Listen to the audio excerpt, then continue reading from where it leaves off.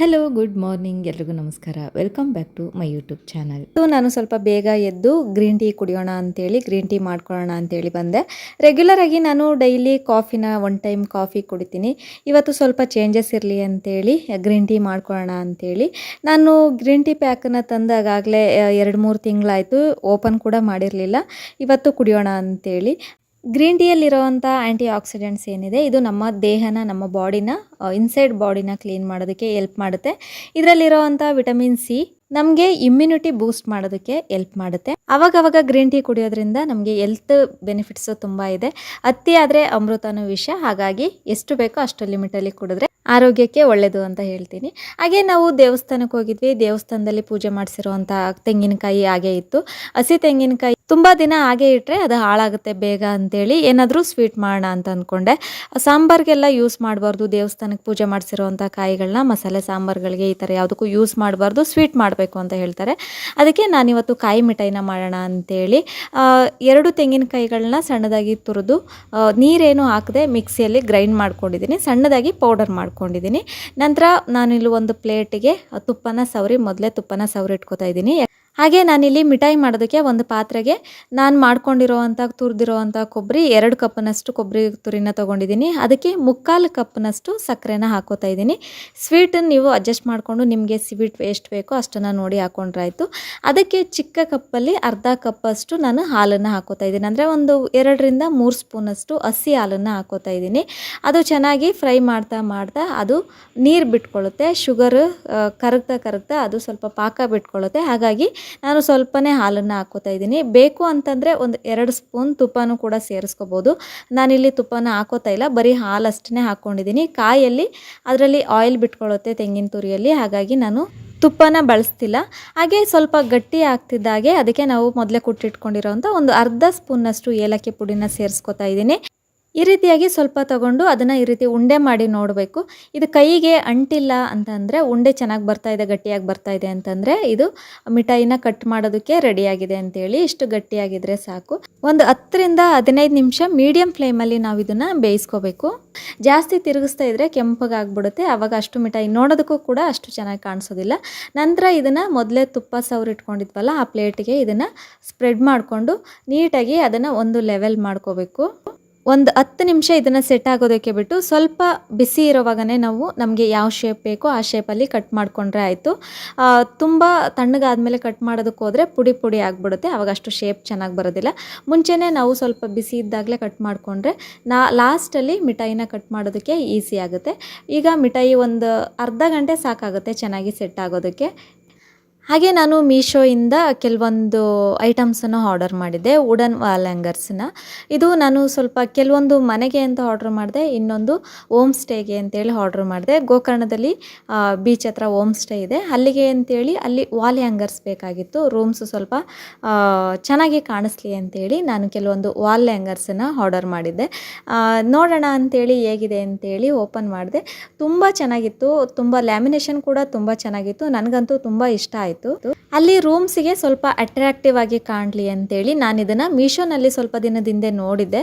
So ಹಾಗಾಗಿ ನನಗೂ ಸ್ವಲ್ಪ ಇಷ್ಟ ಆಯಿತು. ನೋಡೋಣ ಚೆನ್ನಾಗಿರುತ್ತಾ ಅಂತೇಳಿ ಆರ್ಡರ್ ಮಾಡಿದೆ. ರೂಮಲ್ಲಿ ಸ್ವಲ್ಪ ಅಟ್ರಾಕ್ಟಿವ್ ಆಗಿ ಕಾಣುತ್ತೆ. ಗೆಸ್ಟ್ ಬಂದವರು ಕೂಡ ಹ್ಯಾಪಿ ಆಗ್ತಾರೆ. ಒಂದು ಪಾಸಿಟಿವ್ ವೈಬ್ಸ್ ಇರುತ್ತೆ, ಒಂದು ಪಾಸಿಟಿವ್ ಥಾಟ್ ಇರುತ್ತೆ. ಹಾಗಾಗಿ ನಾನು ಇದನ್ನು ಅಲ್ಲಿಗೆ ಅಂತೇಳಿ ಆರ್ಡರ್ ಮಾಡಿದೆ. ತುಂಬ ಚೆನ್ನಾಗಿದೆ. ಒಂದು ಇದನ್ನು ನೋಡಿದ ತಕ್ಷಣ ಸ್ವಲ್ಪ ಅಟ್ರಾಕ್ಟಿವ್ ಆಗಿ ಕಾಣುತ್ತೆ ಹ್ಯಾಂಗ್ ಮಾಡಿದ್ರೆ.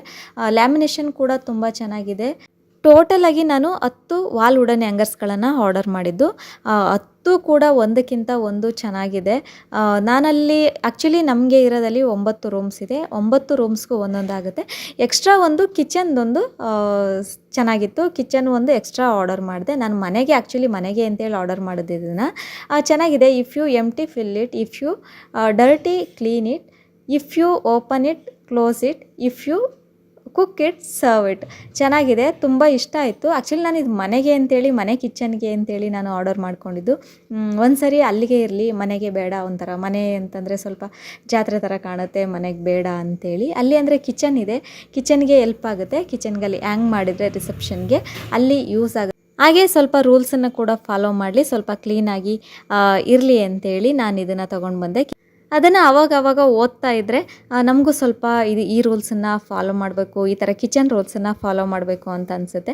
ನೆಕ್ಸ್ಟು ನಾನಿಲ್ಲಿ ಓಪನ್ ಮಾಡಿದೆ. ನೆಕ್ಸ್ಟ್ ಬಾಕ್ಸಲ್ಲಿ ಈ ಥರ ಎರಡಿತ್ತು, ಒಂದೇ ಬಾಕ್ಸಲ್ಲಿ ಎರಡಿತ್ತು. Rule of life, don't give up, don't compare, be happy, be kind ಅಂತ. ನಿಜವಾಗ್ಲೂ ಇದು ಕೂಡ ಚೆನ್ನಾಗಿದೆ. ಎಲ್ಲ ರೂಮ್ಸಿಗೂ ಒಂದೊಂದು ಹ್ಯಾಂಗ್ ಮಾಡಿದ್ರೆ ರೂಮ್ಸು ವಾಲ್ ಕೂಡ ತುಂಬ ಚೆನ್ನಾಗಿ ಕಾಣುತ್ತೆ. ಫೋಟೋಸ್ ಫ್ರೇಮ್ ಹಾಕಿದ್ವಿ. ಫೋಟೋ ಫ್ರೇಮ್ ಪಕ್ಕ ಇದು ಒಂದು ಇರಲಿ ಅಂತೇಳಿ ಆರ್ಡರ್ ಮಾಡಿದ್ದು. ಇದು ಕೂಡ ಚೆನ್ನಾಗಿದೆ. With god all things are possible, ಇದು ಕೂಡ ಚೆನ್ನಾಗಿದೆ. ಆ್ಯಕ್ಚುಲಿ ನಮ್ಮದು ಹೋಮ್ ಸ್ಟೇ ಇದೆ, ಅಲ್ಲಿಗೆ ಇದನ್ನೆಲ್ಲ ನಾನು ತೊಗೊಂಡಿರೋದು. ಹಾಗೆ ಕೆಲವರು ಕೇಳ್ತಾ ಇದ್ರು, ನಿಮ್ಮದು ಹೋಮ್ ಸ್ಟೇ ಇರೋದು ಎಲ್ಲಿ, ಅದಕ್ಕೆ ಪ್ರೈಸ್ ಎಷ್ಟಾಗುತ್ತೆ, ಪರ್ ಡೇಗೆ ಎಷ್ಟಾಗುತ್ತೆ, ಪರ್ ಪರ್ಸನ್ ಅಥವಾ ಪರ್ ರೂಮಾ ಅಂತೇಳಿ. ಆ್ಯಕ್ಚುಲಿ ನಮ್ಮದು ಹೋಮ್ ಸ್ಟೇ, ಬೀಚ್ ಸ್ಟೇ ಏನು ಹೇಳ್ತೀವಿ ಅದಿರೋದು ಗೋಕರ್ಣದಲ್ಲಿ. ಗೋಕರ್ಣ ಮೇಯ್ನ್ ಬೀಚಿಂದ ಒಂದು 10ರಿಂದ 15 ನಿಮಿಷ ಅಷ್ಟೇ ಆಗ್ಬೋದು, ಅದಕ್ಕಿಂತ ಕಡಿಮೆನೇ ಆಗುತ್ತೆ. PK ಬೀಚ್ ಸ್ಟೇ ಅಂತೇಳಿ. PK ಬೀಚ್ ಸ್ಟೇ ಅಂದರೆ ಅಲ್ಲಿ ಯಾರು ಬೇಕಾದರೂ ಹೇಳ್ತಾರೆ. ಹಾಗೆ ಇದು ಬೀಚ್ ಒಳಗಡೆನೇ ಇರೋದು ಅಂತಂದರೆ ಬೀಚ್ ಹತ್ರನೇ ಇರೋದ್ರಿಂದ, ಬೀಚ್ ಫ್ರಂಟ್ ಇರೋದ್ರಿಂದ ಎಂಜಾಯ್ ಮಾಡೋದಕ್ಕಾಗಲಿ ಫ್ಯಾಮಿಲಿ ಫ್ರೆಂಡ್ಸ್ ಈ ಥರ ಎಲ್ಲರೂ ಹೋಗಿ ಎಂಜಾಯ್ ಮಾಡೋದಕ್ಕೆ ತುಂಬ ಸೇಫಾಗಿದೆ, ತುಂಬ ಕ್ಲೀನ್ ಕೂಡ ಇದೆ. ನಿಮಗೆ ಇದ್ರ ಬಗ್ಗೆ ಕಂಪ್ಲೀಟ್ ಡೀಟೇಲ್ಸ್ ಬೇಕು ಅಂತಂದರೆ ನಾನು ಡಿಸ್ಕ್ರಿಪ್ಷನ್ನಲ್ಲಿ ಫುಲ್ ಡೀಟೇಲ್ಸ್ ಹಾಕಿರ್ತೀನಿ, ಹಾಗೆ ಕಾಂಟ್ಯಾಕ್ಟ್ ನಂಬರ್ ಕೂಡ ಹಾಕಿರ್ತೀನಿ. ನಿಮಗೆ ಯಾರಿಗಾದರೂ ಇಂಟ್ರೆಸ್ಟ್ ಇದ್ದರೆ ಶೇರ್ ಮಾಡಿ.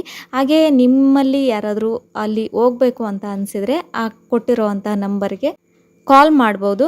ಕೆಲವರು ಕೇಳ್ತಿದ್ರು ಇದು ಯಾವ ರೀತಿ ಪ್ರೈಸ್ ಇರುತ್ತೆ ಅಂತೇಳಿ, ಪರ್ ಪರ್ಸನ್ ಇರುತ್ತಾ ಹಾಗೆ ಪರ್ ರೂಮ್ ಇರುತ್ತಾ ಅಂತೇಳಿ.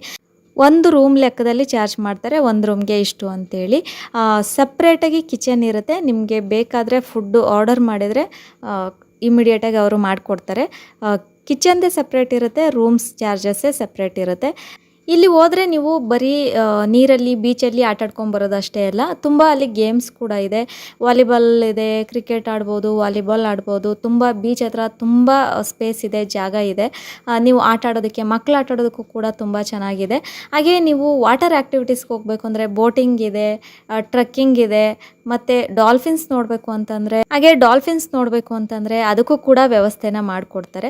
ಅದಷ್ಟೇ ಅಲ್ಲ, ಇಲ್ಲಿಗೆ ನಿಯರೆಸ್ಟ್ ಪ್ಲೇಸು ಮುರುಡೇಶ್ವರ ಇದೆ, ಯಾಣ ಹೋಗ್ಬೋದು, ವಿಭೂತಿ ಫಾಲ್ಸ್ ಹೋಗ್ಬೋದು, ಮ್ಯಾಂಗ್ರೋವ್ ಫಾರೆಸ್ಟ್ ಇದೆ. ತುಂಬ ಪ್ಲೇಸಸನ್ನು ನೀವು ವಿಸಿಟ್ ಮಾಡ್ಬೋದು. ಒಂದು ಕಡೆ ಹೋದರೆ ಇದಿಷ್ಟು ಪ್ಲೇಸಸ್ಸು ತುಂಬ ಹತ್ರ ಇದೆ, ಎಲ್ಲ ವಿಸಿಟ್ ಮಾಡಿಕೊಂಡು ನೀವು ಎಂಜಾಯ್ ಮಾಡಿಕೊಂಡು ಹೋಗ್ಬೋದು.